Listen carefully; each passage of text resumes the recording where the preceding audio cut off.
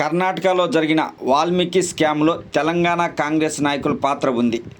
ఆ స్కామ్ను డైవర్ట్ చేయడం కోసమే రాష్ట్రంలో హైడ్రా డ్రామా చేస్తున్నారని బీఆర్ఎస్ వర్కింగ్ ప్రెసిడెంట్ కేటీఆర్ ఆరోపించారు. ఈ సందర్భంగా ఎక్స్లో ఓ వీడియోను ఆయన విడుదల చేశారు. హైదరాబాద్లోని 9 బ్యాంక్ అకౌంట్లకు 45 కోట్లు ట్రాన్స్ఫర్ చేశారు. వీటినే పార్లమెంట్ ఎన్నికల్లో కాంగ్రెస్ వాడిందని ఆరోపిస్తూ ఈ వార్తలు తెలుగు మీడియాలో రాకుండా చర్యలు తీసుకున్నారని ఆయన తెలిపారు.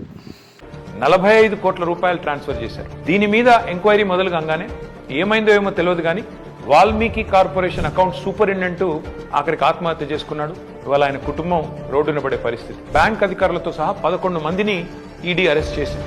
కర్ణాటక నుండి మన తెలంగాణకు అక్రమంగా ఈ డబ్బు ఏ అకౌంట్లలోకి వచ్చింది, ఆ అకౌంట్లు ఎవరివి, ఈ తీగ లాగితే తెలంగాణ కాంగ్రెస్ డొంక మొత్తం కదులుతా ఉన్నది. మొన్న పార్లమెంట్ ఎన్నికల్లో తెలంగాణ కాంగ్రెస్ పార్టీ తన ఖర్చులకు ఈ డబ్బులే వాడినట్టుగా అనిపిస్తా ఉంది. 4.5 కోట్ల రూపాయలు నేరుగా V6 బిజినెస్ అనే కంపెనీకి ట్రాన్స్ఫర్ అయినట్టుగా ఆధారాలు ఉన్నాయి. ఈ V6 బిజినెస్ కంపెనీ ఓనర్ ఎవరు?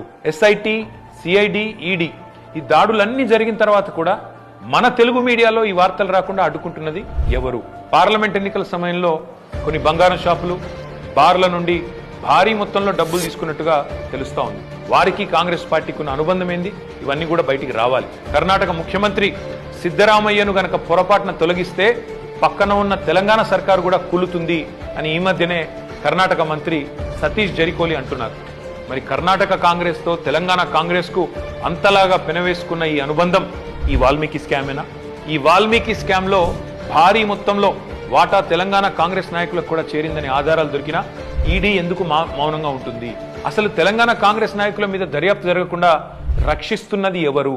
పార్లమెంట్ లో గాయ చేసుడు తప్ప బయట మాత్రం ఏమీ తమ సొంత పార్టీ అవినీతి మీద నోరు విప్పని రాహుల్ గాంధీ ఖచ్చితంగా నోరు విప్పాలి. ఈ వాల్మీకి కార్పొరేషన్ గుట్టు విప్పాలని చెప్పి నేను డిమాండ్ చేస్తా ఉన్నాను.